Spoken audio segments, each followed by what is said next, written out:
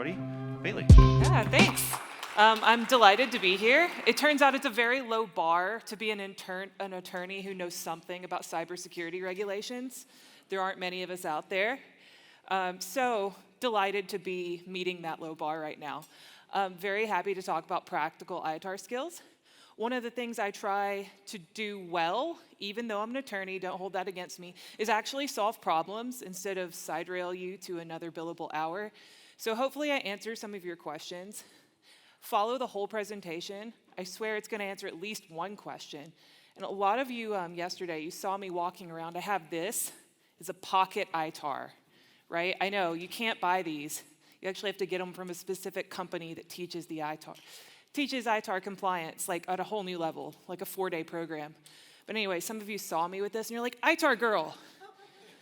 I would like that to be my new hashtag. If you guys want to make me some stickers like you did for Jacob with his inside jokes, I would like to be ITAR girl. Anyway, let's get through some ITAR stuff. We're going to start by talking a little bit about CUI though, because that's why we're here, right? Okay, so I actually renamed my presentation. It is still practical, but it talks a little bit more about CUI now. I hope that you guys find this really useful to specifically why you're at this conference. Oh yeah, wait. It is not legal advice. I am supposed to tell you that. There's absolutely no way I could comprehensively cover this topic in 1 hour. So please do not leave here and be like, I know the ITAR. I can do this. Please don't do that. I mean, you will know a lot more, but you should continue learning. This is a starting point. All right, so this is about me. I work for a law firm. It's very shocking, right? I did used to work in-house. I have been a trade compliance manager.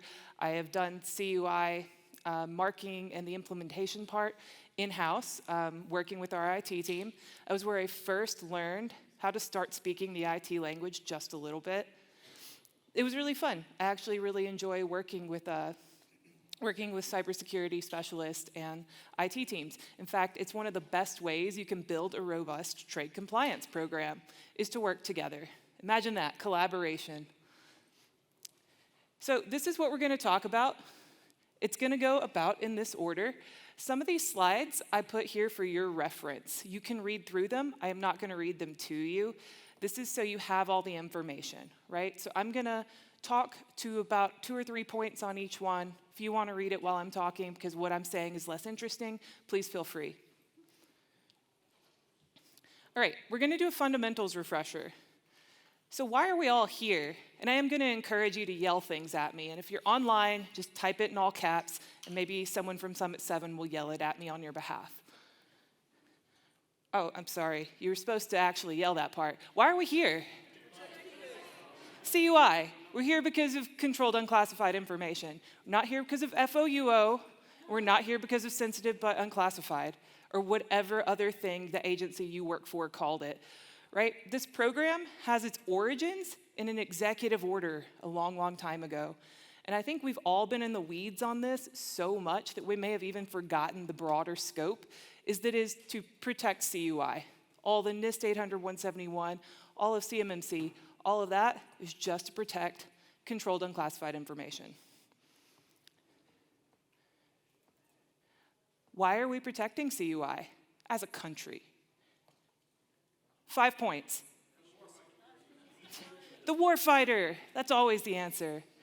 Anyway, national security.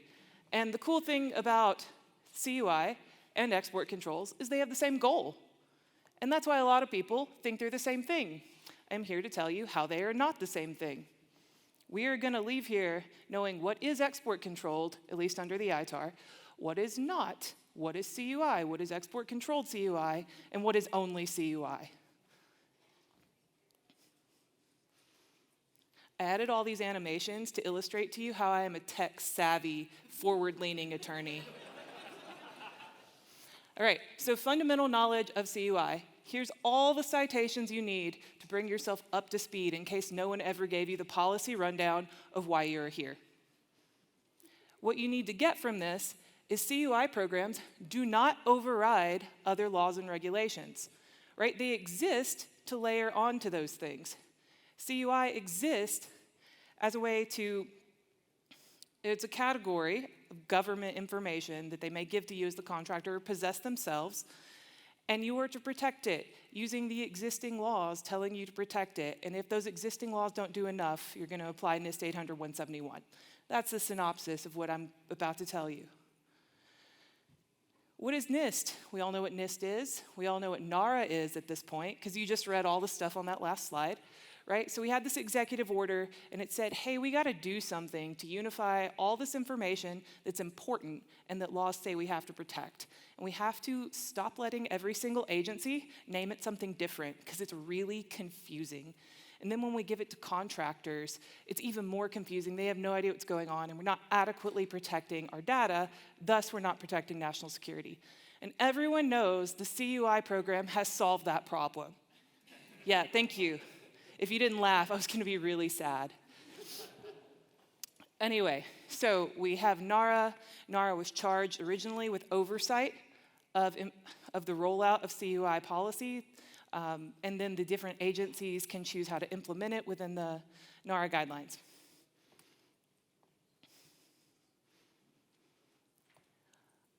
Then we have categories of CUI. If you go to the NARA website, and I am just talking about NARA today because there's a lot of different agencies taking their own interpretation of how to protect CUI. A lot of you are here about CMMC because you're a defense contractor. I'm not getting that granular today because that would take a lot longer to go through all the different agency interpretations. So we're at the NARA level today. So we're at NARA's website. Walk with me in your mind. You've seen this page 1,000 times, and you're looking at the NARA categories, and you're scrolling down, and you see a bunch of stuff that you don't care about, but you also see export controls, and you've been told to care about that one, because it does carry some big penalties, which we'll talk about later. But you see export controlled, and you see export controlled research, and you're going to see what's basic and specified. And you're like, what does that mean? We are all still trying to figure that out. But I'm going to try to give you some guidance. Okay, so when something is basic, the government is trying to tell you that in other laws, they haven't told you any specific subsets of ways you're supposed to protect something.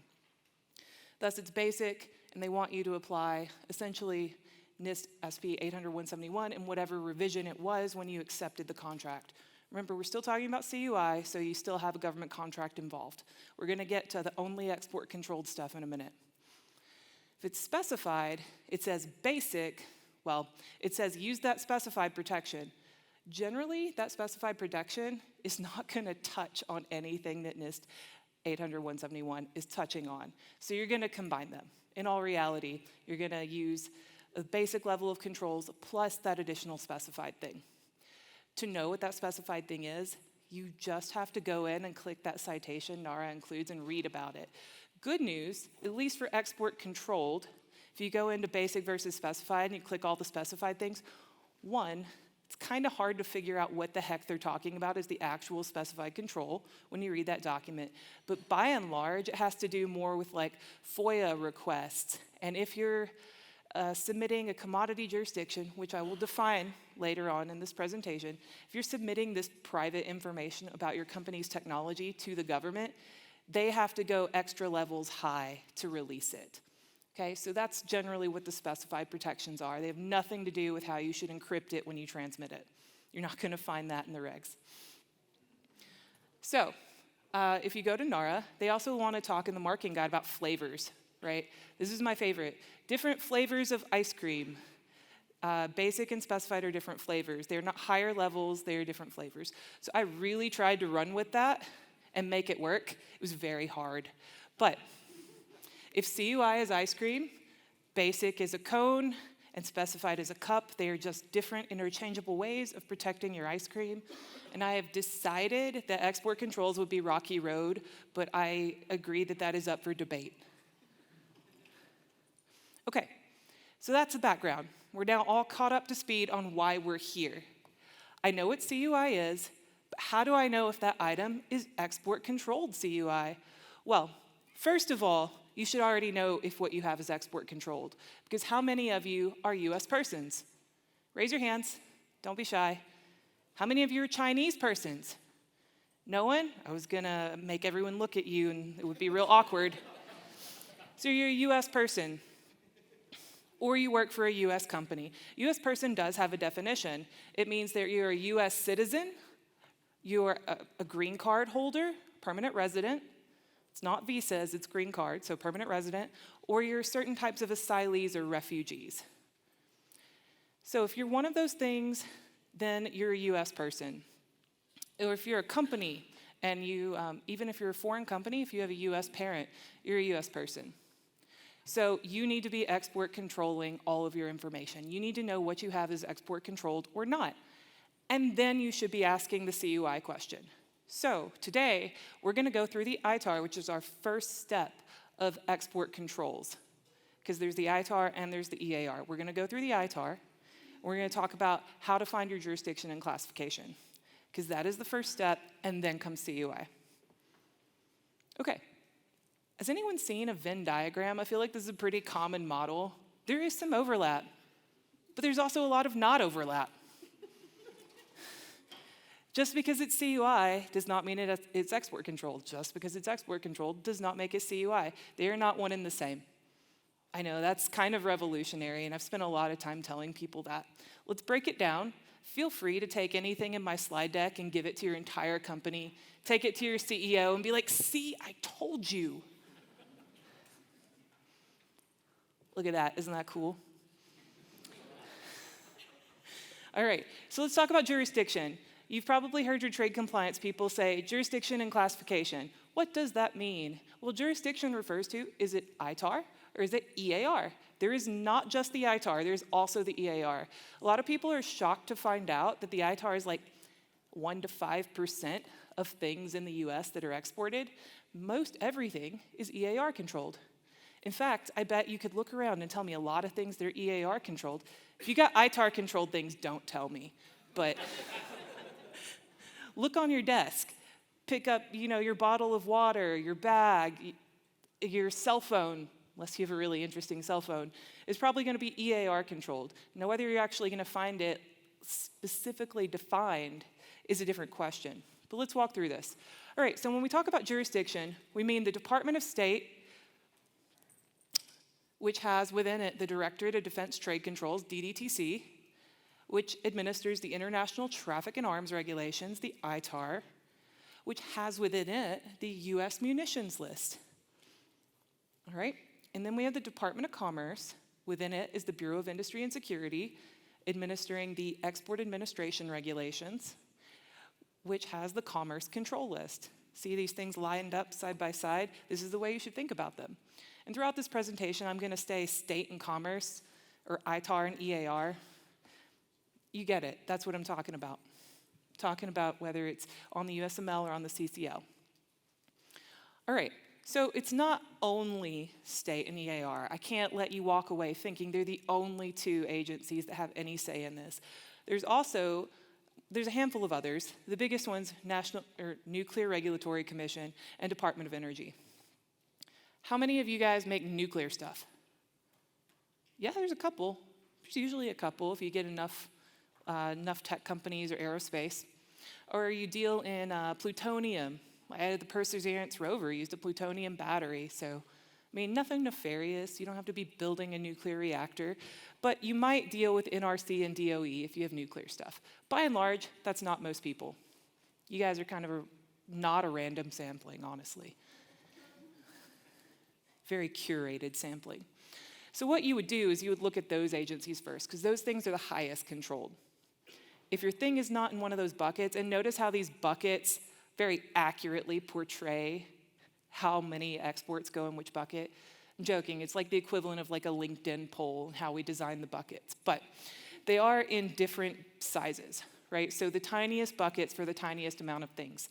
And then we get to ITAR world. You build rockets or things that generally have to do with the military, or we use the term dual use when things have civilian and military purposes. You might find those things on the ITAR. And then, majority of everything else is going to be EAR controlled. And within the EAR, we're going to have the Commerce Control List. So if you make satellites, you're going to see the Commerce Control List. You're going to find satellites specifically listed in the Commerce Control List. And then your bottle of water in front of you, subject to the EAR, but it's not going to be listed on the Commerce Control List. It's going to be in the EAR 99 bucket with this picture of a house cat. If you leave with nothing else, remember that house cats are EAR 99. Now, what does that mean? Subject to the EAR or not subject to the EAR? A lot of people say, EAR 99, I don't need a license. False, not true. Let's say it again. EAR 99 means you are eligible to ship something without a license. You still have to do a couple things, like make sure you don't ship that house cat to Kim Jong-un. You still can't do that. The cat would thank you, right? So those are the things you need to know. So what is the ITAR? You're laughing too much at that, and I'm almost thinking you took the wrong message from that. And that was not my intent, and I'm going to rework that now. That's coming off that slide. All right, the International Traffic in Arms Regulations. That's always where we start if we don't have nuclear stuff, right? It has 21 categories. If you want to Google it, type in 22 CFR 121.1, and that's going to get you the USML. It controls defense articles, which we are going to define, and things specially designed. Remember that phrase, specially designed for defense articles. It also controls some activities. This is unique to the ITAR. The EAR does not control activities. So things like arms brokering will be controlled by the ITAR. We are not going to talk about arms brokering today. I'm sorry. Anyway, we're not going to talk about activities because the goal is for you to understand how to mark things that are export-controlled CUI or not. And you don't need to know anything about arms brokering to do that. So we're going to talk about things, defense articles, and how to find them on the ITAR. What does the ITAR control? We already established basically like military stuff. That's how most people think about it. Basically everything on the ITAR requires a license. So it's easy. They make it easy for you. This military stuff, you have to ask us permission. It's not that easy under the EAR, but you don't have to worry about that today. All right, and it's extraterritorial. So if you are a US person and you go work from another country, the ITAR follows you. That is a really cool thing about US laws. They follow you. It's also a reason that other countries don't necessarily like working with the ITAR, and they consider it like this 4-letter bad word. Someone in your supply chain in Europe, they're like, no, it's ITAR free. ITAR free is a really misleading phrase. You should challenge that concept if someone tells you it's ITAR free. Anyway, it's extraterritorial. Our laws follow us as US citizens. Okay, what makes you subject to US export controls? So not only is it being a US person or a US company, if you are physically in the United States, if you ship a thing into the United States or through the United States, it's subject to the ITAR, subject to US export controls. Okay, so that your foreign company is owned or controlled by a US person, or a lot of times you might have a foreign employee who has access to your systems. Contractor in Italy going to remote into your systems in the US. If they have access to ITAR-controlled information, subject to US export controls. All right, this is the most fun slide we're going to have, right? It's the most fun one. What is not subject to export controls? Because gosh, you just told me cats have an analysis tied to them. Yeah, so things that are not technical data or not a defense article, and things that are not exports. It's pretty limited. General scientific, mathematical, and engineering principles, information in the public domain, which we're about to talk more about, telemetry data. So for those of you who make satellites or ground stations, which maybe there's an equal amount of you that do that versus nuclear, I don't know, ground stations? No, more nuclear than ground stations. Interesting. Okay, so telemetry data is like housekeeping data on satellites. It's their positioning, it's their health, it's their battery status. Basic marketing information. When you go to a trade show and you hand out pamphlets of what your thing does, then that's not export controlled. General system descriptions of defense articles. So my rocket is this big, it weighs this much, it takes this much fuel, it goes this far. Or my ICBM, however you want to phrase that. Public domain. What is the public domain? It's published in a journal, it's in a book, you have news on it, it's published somewhere. And under the EAR, we even say if it's on the internet. The ITAR is not quite so liberal. But essentially, if it's in the public domain, it's also not going to be controlled. Fundamental research at the very end, and public release by the US government.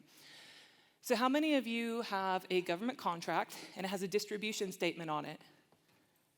Yeah, distribution statements A through, is it E or F? Can't remember how many. Anyway, if it's anything other than A, it's controlled in some way. It's limited in its distribution. If it has a restriction on distribution, then it's not in the public domain. Fundamental research. This is a term that's often used with universities and higher ed. We had a university panel just now, so I know there's some of you in the room. How many people work with a university and they're always saying, well, we got to make sure it's fundamental research? The university people raise their hand. Of course. So fundamental research, you want it to be fundamental research if you're a university because it's not export controlled. What are the limits on that? Well, here's the definition of what it is. The limit is if it's restricted on publication. It can be restricted in a lot of ways.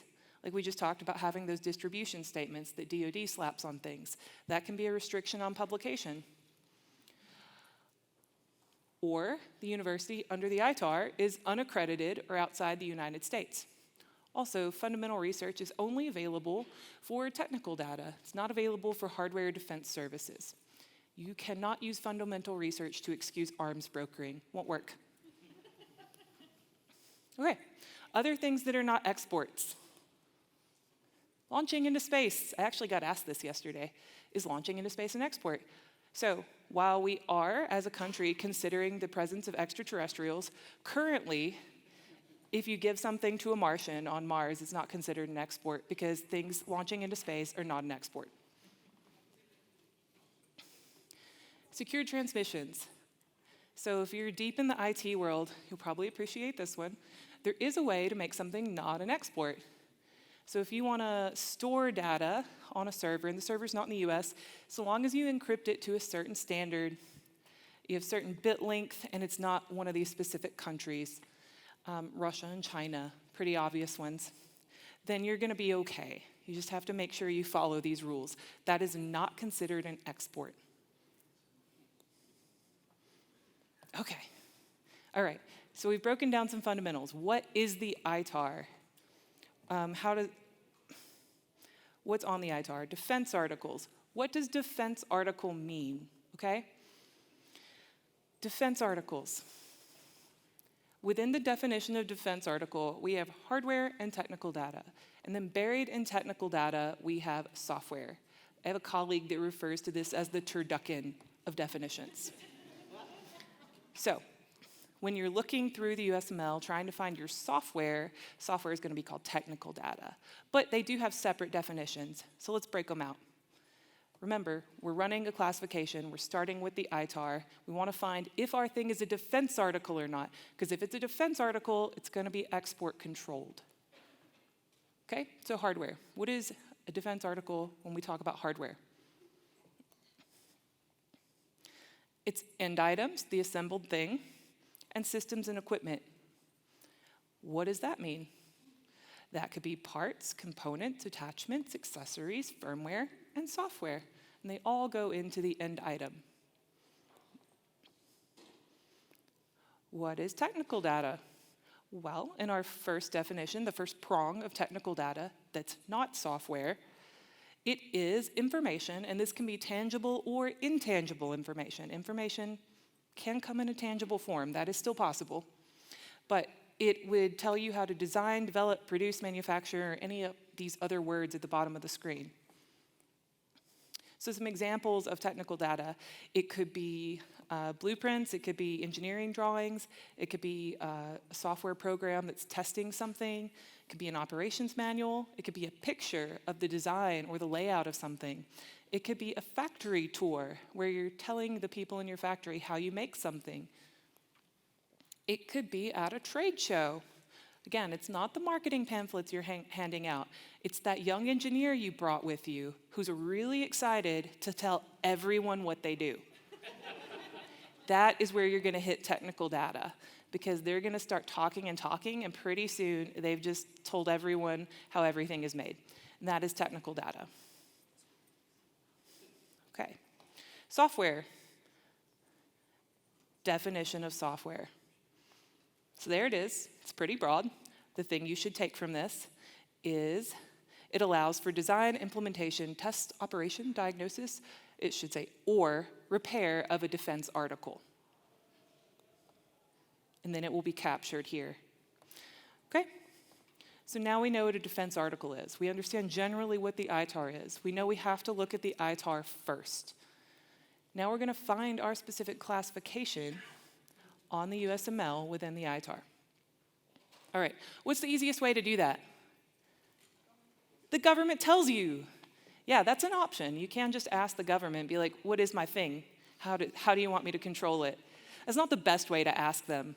It generally leads to over-control, right?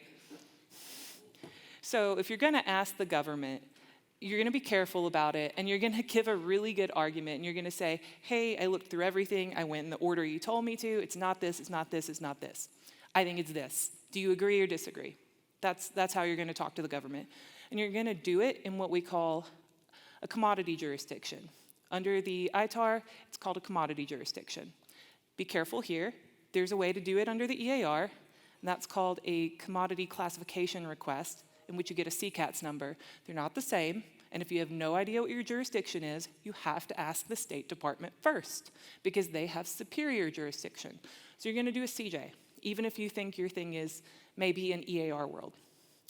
What you're going to do is fill out the right forms, you're going to submit it to the government, you're going to make a persuasive argument as to why you think your thing is this, and then they're going to come back in probably about 6 to 9 months and agree or disagree with you. I had one that just took a year because it was a relatively novel piece of technology, and they did not want to agree or disagree with me, but they did not disagree, and that was important. So that is one way you can ask the government. That's not what you're going to do for most of your classifications because it takes a long time. You're going to have to figure out how to walk yourself through this analysis for a majority of the things you make in order to mark them appropriately and control them appropriately. If you ask the government for every single thing you do and you have more than one product line, it can take a real long time. There's another way you can talk to the government called an advisory opinion. This is not the way to talk to them if you want to actually get advice on classifications. It's more if you have a situationally specific thing you want to talk to them about, like, hey, I have Kim Jong-un involved, what should I do? I'm joking, that's an obvious answer. But there are other ways to talk to the government, is my point. Remember that the regulations are living, breathing things. They update, and they update relatively frequently. So if you have a CJ, and this really happened to me, I walked into a company, and I was like, well, how do you know it's controlled like this? They're like, well, we have a CJ. Okay, show me your CJ. CJ was 20 years old. It predated export control reform. And if you're not familiar with what that did, it moved a lot of things off the ITAR to the EAR, so it lowered their controls. They were still treating a product line as ITAR controlled when it hadn't been ITAR controlled for years. So you have to review your classifications every once in a while. The regs do update, and sometimes they update in very big ways. When someone says, oh yeah, it's this, you then ask a follow-up question. Show me why it's that. Okay, the other thing you're going to do is run your own classification. By and large, you're going to run your own classification. So let's talk about the order of review. I keep saying it, you're going to start with NRC and DOE and a couple of other agencies, depending on what you're doing. That's not the majority of what manufacturers are doing. Most manufacturers are operating in ITAR and EAR world. So realistically, most people start with the ITAR, and they're going to look at enumerated controls and then catch-all controls. I'm going to tell you what those are, but if more than 2 apply, you're going to go with the more restrictive one. If you want to follow along with me, everyone think in your head, what's something you're questioning the classification on right now? Think about your primary product line if you've never done a classification. And you can pull your computer open and go to the ECFR, the Code of Federal Regulations. Lovely thing about this, you could just go there, you don't actually have to print it off. This doesn't auto-update, unfortunately, where the regs here do. So I recommend you use the online version. unless you really like tabs. I really like tabs. But you can go in here, and you can start looking through the categories. There's 21 of them. They're pretty easy to follow. I apologize for Roman numerals, but I didn't choose this. So you're going to end up with a lot of Roman numerals and subparagraphs. But this is the major 21 categories. I think a lot of you here are aerospace, so you might be in category 8. Or I like to work in category 15, it's spacecraft. So I've used examples from there. When we are looking at the USML, and we are trying to find the classification of our thing, we're going to look at the category that makes the most sense. And if you haven't read all the categories, there is one called miscellaneous. I swear you can actually read the USML. It's this many pages. It's not insane. It's why it can be called a pocket ITAR, not a duffel bag ITAR. The EAR is a duffel bag. But you can actually read this, and you can look through all the things and have a good idea of where your thing might be, and if it's not where you think it might be, you should read miscellaneous. But anyway, so when you open it up and you look at a category, so we look at aircraft, in subparagraph A, we're going to see in systems. We're going to see bombers, attack helicopters, right? We go to category 15, spacecraft. We're going to see in subparagraph A, spacecraft. And then we're going to see a list of what those spacecraft do that makes them controlled. All right, we want to read further because we don't make end systems. We make subcomponents to those end systems. So if we keep going, we're going to get to subparagraph E, and that's going to talk about parts, components, accessories. And then we're like, well, I make the data for those things, or I make the software. Remember, software is within technical data. I'm going to go to subparagraph F, and I'm going to find technical data. All right, and then you're like, well, I make a thing that's EAR controlled that goes in a defense article. Then you would look at subparagraph X, and when you're filling out the license, this is what you would give them to tell them what you're talking about. You give them these categories with the subparagraph. Okay, back to those terms enumerated and specially designed. Let's walk through category 15, looking at enumerated or specially designed. So we know we're looking at 21 different categories. We're going to narrow it down to the thing that affects us the most. Probably, let's talk about aircraft, right? Or actually, let's talk about spacecraft, because that's what I'm going to talk about. I have a satellite. I make a subcomponent to a satellite. I'm going to start with the end system. That's the most logical way to find my classification, even if I don't make the end system. So I'm going to look at the satellite, and then I'm going to look for an enumerated control. The easiest way to know the difference between enumerated and specially designed is that enumerated does not say specially designed within the paragraph. Honest to God, it is that easy. Okay, so we have a spacecraft, and it autonomously detects and tracks moving ground targets using lasers. This is an enumerated control. 5 points if you can tell me why. It doesn't say specially designed. Yeah. What if I told you there's a prize for the points? It's really more like, whose line is it anyway? All right, and then we have a specially designed control. You know it's specially designed because it says the words specially designed. Yes. All right, so if I have a spacecraft specially designed to be used in a constellation that forms a virtual satellite. So enumerated first, and then specially designed. So I'd look through all my enumerated controls that could be applicable. And then if I don't find my thing enumerated, I'm going to look to specially designed. Specially designed catches a broad net, and then it releases a couple of things. So let's talk about how specially designed works. This is a higher level export control concept. Please do not leave thinking, our thing is not specially designed. No. It is a complicated analysis, has a lot of boxes you have to check. There's documentation requirements. So if you want to know how to do this, you can go to the BIS website, actually as a tool. You can go read about specially designed. You can take courses on it online. But point being, there's a lot of things that aren't on this slide. So let's walk through specially designed. It is specially designed if, one, as a result of development, it has the properties that were in that specially designed paragraph. Right? Or it's a part or component, accessory, attachment, or software for use in or with a defense article. you can actually release something from specially designed under number 2, and only under number 2. Parts, components, accessories, and such can be released and not specially designed if they meet one of these 5 releases.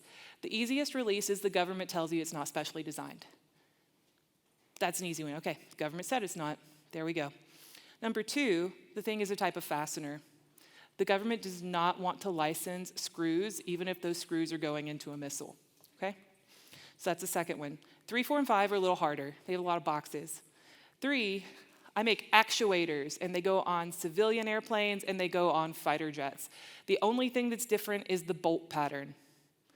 Then you can release that from specially designed because it has the equivalent form, fit, and function. 4, being developed. One's production, one's development. Being developed with something that I have knowledge is for use with defense articles and for things controlled by the EAR, right? There's some documentation here in which I actually have to know the EAR thing is being developed too, but there is a release for things that are in development and not production. Production means serialized production. Okay, and the last one, I call this one lovingly the Home Depot release. It's not applicable to most of the people I talk to because most of the people I talk to have a general market in mind for the things they're making. How many of you just make things not knowing who you're going to sell them to? Yeah, Home Depot, right? So if you make optical lenses is a good one, or magnets. I think magnets is pretty good too. So there are manufacturers out there that just make every type of magnet, and that magnet could go in children's toys, and that magnet could go in hybrid engines on something ITAR controlled. Magnets are magnets, right? If you have no idea what the thing is going to go into, and you just have a catalog list of magnets on the internet, you might look at this release. Okay. The other thing you can't leave here without knowing is the see-through rule. Probably you've heard of the see-through rule. It's one of the things that's very hated about the ITAR. If you, and I've actually been told this example triggers some people because they were involved in this consent agreement. I'm sorry, but I'm also not sorry.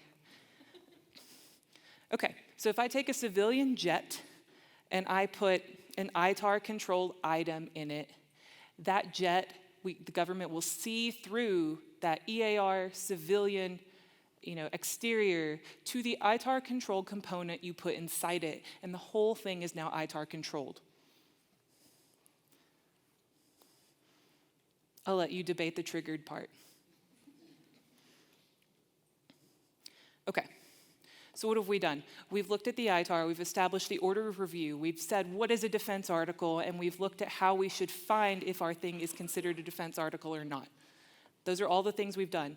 Now we need to figure out, okay, my thing was export controlled. Is it export controlled CUI? Well, so there's a couple things. First, you should be figuring out if it's export controlled because you already have the obligation to do that because you're in the US and you're a US person, right? No one raised their hand to say they weren't a US person. So you should be doing an export control analysis and marking everything you have as export controlled or not export controlled. So if you're subject to the jurisdiction of the US export regs and you have a defense article, or we haven't talked about the EAR, but if it's on the CCL, you're marking the thing as export controlled. Now to also be CUI, you have a government contract involved, and it's flowing down these various acquisition regulations to you that trigger CUI.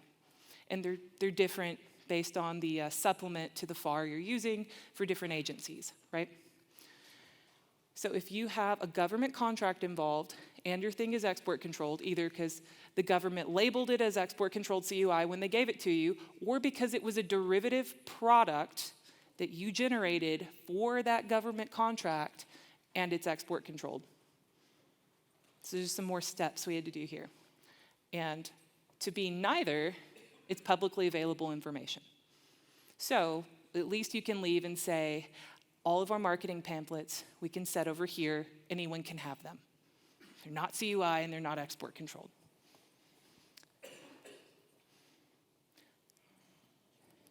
So I have export controlled CUI. Which category, basic or specified? This one's pretty easy when you get to export controls, because essentially, when we talked about fundamental research as, basic engineering principles with universities, things like that, basic research. If you get into research that is restricted in some way, you have export-controlled research. That's really the only thing that's in that subcategory. Everything else would be under export-controlled, and you just have to figure out the basic or specified version. Regardless, you're probably going to protect it with NIST 800-171, and then you're going to look through a couple of specified things and see if they apply to that particular information. As far as marking goes, you're going to follow the guidelines of the agency you're working for, and again, they're different by agency. Like NASA actually uses the NARA guidelines. Thankfully, that makes it really easy. DoD has a bit of a different interpretation on marking. Like, you're going to use CUI for that marking, and you're not going to use the word controlled, right? So you're going to follow those guidelines. Best practices is to make people mark things before they give them to you and refuse to take them until they're appropriately marked. I know that is easier said than done. If the government gives you something because they just want to call everything CUI, you can push back. You can say, this is not CUI, here are my reasons. A lot of people have asked me, they're like, well, this thing's not export controlled, and they're telling me CUI export. Well, if you can go back and say, here's why it's not export controlled, here's my classification, blah, blah, blah, you can have that conversation. So mark all the things. First, you're marking the things as export controlled. And then you're asking the question of, do I also have a government contract involved with the triggering provisions? Or someone told me it was CUI and I agree with them, right? Two more things we're going to cover, and I actually have 2 minutes left, so this is perfect. Record keeping. The record keeping for export controls is 5 years. It's 5 years from expiration of the document, or we'll go with 5 years from expiration. So you should keep everything for 5 years. What should you keep? Obvious things like the export license, also less obvious things like your visitor logs when you have foreign visitors to your facility. What are the penalties? The penalties are steep. And now we know that there's False Claims Act. You can get False Claims Act violations for export controls as well. What do the civil penalties look like? Seizure and forfeiture, administrative debarment. Criminal, you could go to jail. Also, there's big monetary penalties. But most of you probably already knew that, and I think we have a section later today talking about exactly the enforcement section of ITAR and EAR. So there are real penalties associated with this. You do need to take care of export controls, and then you would also ask the CUI question. Okay. Oh, I have animations. Okay. All right, so that's the presentation. We have 1 minute and 14 seconds left for questions. I designed it that way. So, Bailey, I have good and bad news. We can go an extra 15 minutes if there are enough questions, or I can shut the people down. So you just nod, and I'll say no. Here you go, Jacob, front row. Thank you. Thank you for the presentation. Really appreciate it. So my question is, and I think a lot of folks are wondering who are not manufacturers, when will ITAR find me? When will the EAR find me? If I remember right, we had a project that was designated a national security system, and if I'm recalling correctly, they said that the technical data associated with it, vulnerability data, stuff like that, it was a COTS product, was ITAR controlled. Does that sound right to you? National security system, technical data. Yeah, so if it's technical data is a definition within the ITAR. And then it's a COTS product. You could technically still have controlled information even though the hardware is commercially available. A thing people like to do is mix and match terminology between government contracting and ITAR world. The ITAR does not use the term COTS anywhere within it. So while you within your company may have someone like walk in your door and be like, it's COTS, it's not ITAR controlled. And that may give you some hint as to what they're trying to tell you is that it's commercially available, so maybe you should look at the specially designed releases. COTS in and of itself doesn't give you any usable information for purposes of ITAR and EAR. Yeah, next question.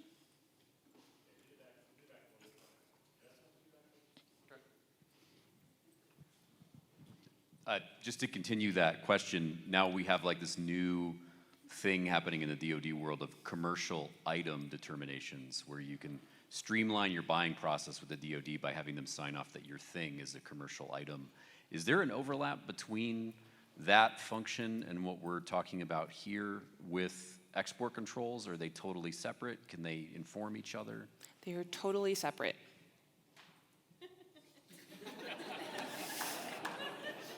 I told you I would answer questions. Yeah, who's next? I had a question following up on secure transmission, and this is a long and running debate that we have inside the company between me and our general counsel, so she's probably right. But I understand that a transmission that's properly secured with FIPS encryption and for end-to-end is a carve-out for this. If you have a laptop that is encrypted with FIPS encryption, can that transit through another country, and would that be considered an export? Okay, so you're asking me a couple of questions there. I think one of the questions is the laptop moving into a foreign country an export? And the answer is yes, that's still an export. Is there an exporting exception for that? Yes. There's an exemption under the ITAR, and there's an exception under the EAR for taking a laptop with you if you're like working remotely. I think the next question you're asking me is, do you have an export if that person working from the foreign country is going to download controlled data? Is that the next part of that question? Not specifically, but that's an interesting question as well. Well, so if they're authorized properly, so yes, if they download it and they store it, then they're going to need an authorization. And if they're a foreign person, maybe that looks like you have a foreign person employee license for them, or it could look like they're a US person and they have an authorization. Yes, and they're authorized. So there's a couple of moving parts there. I hope that answered the question. Thank you. Great presentation. Very funny. I have cats. Me too. So let's say you have a contract, and in that contract you have a fundamental research characterization, but you have a publication restriction. So naturally, okay, it's export controlled if that applies, right? Let's say you also have a DFARS 7012 flow down. And if we go by the DoD memo and says if we get a fundamental research characterization, then we are essentially exempt from the requirements for 7012. How would you evaluate that contract, not legal advice, if you were to see that with it being export controlled potentially because of that publication restriction, but also a fundamental research characterization? All right, so I think I know what you're talking about in that, like, I have a company and the company is working with the university, and I remember we had this debate over whether the thing is fundamental research or not, and then our contracting officers, like an Air Force contracting officer, comes back and they write us a letter saying that it is fundamental research, right? Okay, so then they're saying it is not export controlled. However, DoD doesn't have jurisdiction over exports. That would be State Department and Department of Commerce, which I don't have an answer to resolve that issue. But if they're telling you this is fundamental research and they're not restricting the publication, then I would say it's not export controlled. So it has to have some other law saying you have to protect it to make it CUI. That would be my argument. Thank you. I'm trying so hard to actually answer. All right. Over here. I also love the cat one, thank you. This has nothing to do with my current job, but many years ago used to be really cool, and I was hoping to get answered. I used to be cool too. I used to be much cooler than you, but I did have a cat. What determines what's on the USML? Because at one time when I was in the special operations community, I would just go buy something to bring it downrange and do bad things to bad people. If I'm using it to do bad things to bad people for national defense purposes, is that whatever I used hypothetically now should be on the USML? I was wondering if you had any background on that. So yeah, sure, that's actually a pretty simple one. If it is a defense article, then it's controlled by the ITAR, and it's on the USML. There's like one limited section I could think of, which is directed energy weapons, which has an intent component. All the rest of it says, does it have this capability? If it has this capability, then it's controlled here. So you would look at the characteristics of the thing you're exporting, and if it has those characteristics, and it matches with an enumerated or specially designed control on the USML, then it's a defense article, and you're going to need a license from the State Department. Intent is irrelevant. Hey, thank you so much for that. That was really, really good. I'm just trying to personally understand ITAR and the relationship between ITAR and CUI a little bit better, because up to this point, up to you saying something, I actually thought that ITAR was always a subcategory of CUI. So thank you for clarifying that. So can you give me an example, just from your experience or just your knowledge base, of where ITAR that's part of a contract would not be by default marked as CUI as well? Can you give an example of something that would show up like that? Sure. So let's say you're working on I don't want to say defense because, okay, you're working on a government contract. It has all the triggering provisions, right, for CUI, and you're bringing your own intellectual property to the table. That's why they hired you for this contract. If it's not a derivative product generated from the information that the government is giving you, then you don't have to mark it as CUI. And I'm getting in dangerous waters, I know that. So if you mark all your background IP as CUI, you are essentially saying the government owns this. The government created it, or the government gave it to me, and I created it for them under this contract they paid me for. When you bring your own background IP to the table, it is not automatically CUI. Okay, all right. Okay, right in the front. Hello. My question, we are a distributor and we run into the following situation. We have a prime contractor giving us a drawing that has a distribution statement on it, which is in a control for export. We don't have a contract yet. They want us to quote that, and we want to quote that with a third party in Italy. They are the ones that are going to make the whatever that is. So distribution statement, nothing is marked as CUI. I am interpreting that that is CUI. I don't know if that's correct. And I'm treating you as if it is CUI. So I am actually securing a license, in this case with the BIS, to send that to the third party in Italy so they can look at the document and make sure that they are actually producing it. But as I am trying to upload the drawing into the EAR, treating that as CUI, encrypted. Of course, BIS does not accept any encrypted information. PDFs only.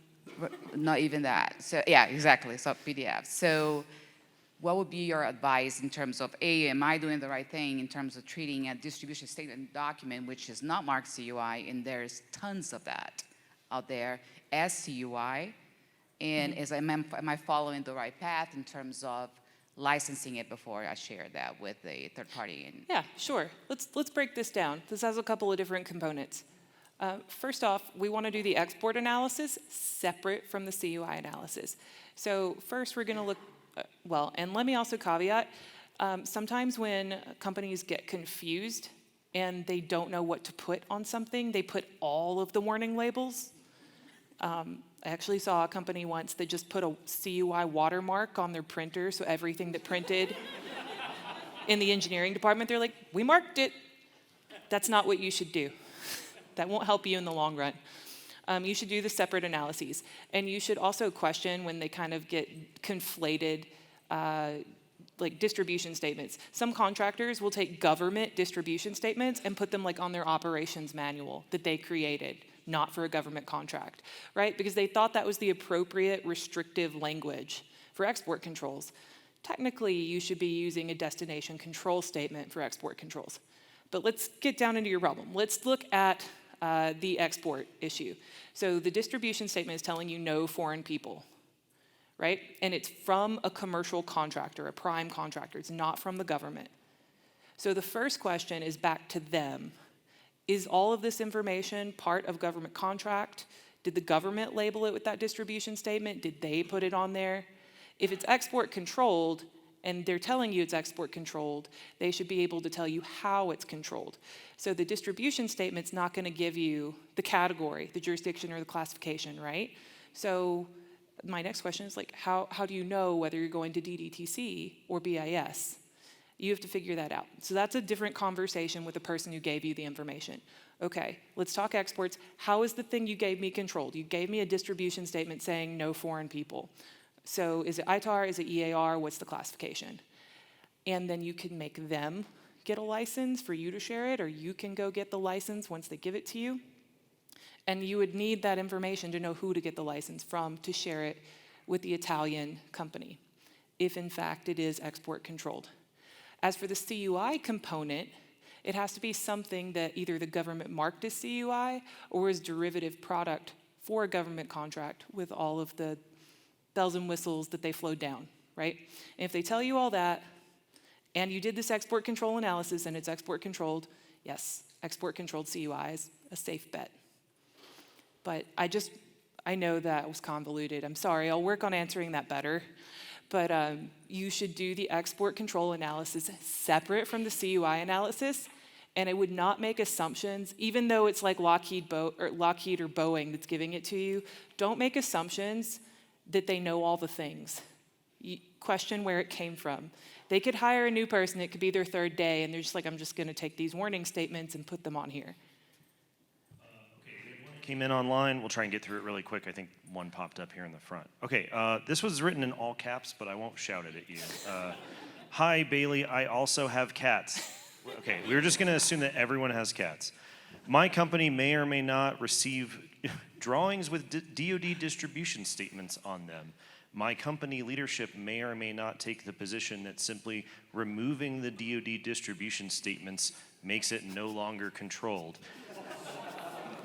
How does your attorney's perspective treat this situation? It seems somewhat common. Hashtag ITAR girl, hashtag best session ever.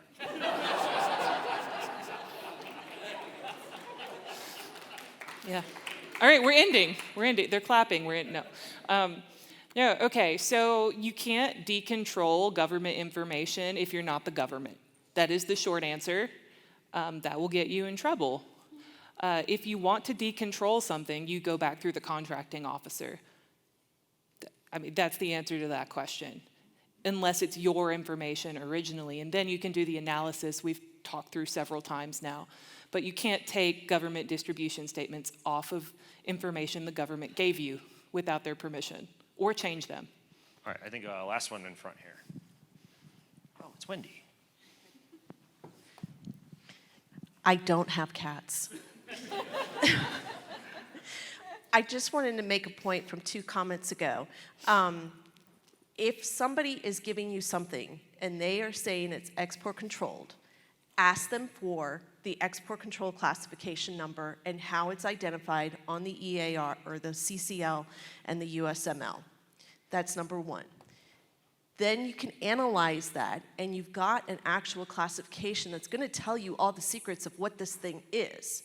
If it's your product, you need to go through the analysis and get that. But if somebody is giving you something, always ask them. And if they say, well, we want you to treat it as if it's ITAR.